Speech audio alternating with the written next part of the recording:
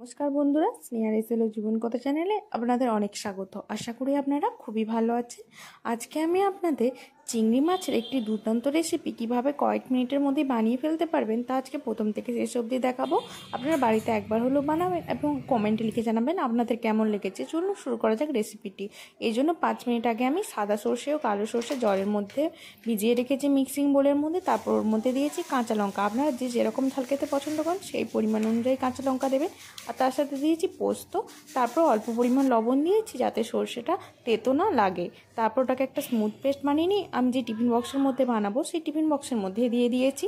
তারপর ওর মধ্যে দিয়েছি টক দই, 1 চিমটি হলুদ, তার সাথে 2 চামচ পরিমাণ সর্ষের তেল। তারপর আমরা আগে থেকে ধুয়ে পরিষ্কার করে রাখা চিংড়ি মাছগুলিকে দিয়ে দিয়েছি।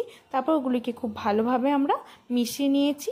মিশিয়ে নিয়ে অল্প পরিমাণ লবণ দিয়েছি আর তার সাথে দিয়েছি 1 চামচ পরিমাণ সর্ষের তেল আর একটা কাঁচা লঙ্কা। এটা কিন্তু খেতে খুবই দুর্দান্ত হয়। তারপর আমরা এটিকে 30 মিনিটের জন্য ফ্রিজে ভরে দিয়েছিলাম। তারপর আমরা জলের মধ্যে একটা দেখুন কড়াইয়ের মধ্যে জল রেখেছি। তারপর ওইটিকে টিফিন বক্সটিকে বসিয়ে দিয়ে যাতে না টিফিন বক্সের মধ্যে জল ঢুকে সেরকমভাবে রেখে 5 মিনিট হাই ফ্লেমে, 30 মিনিট মিডিয়াম ফ্লেমে বানালেই একদমই চিংড়ি ভাপাটি একদম রেডি।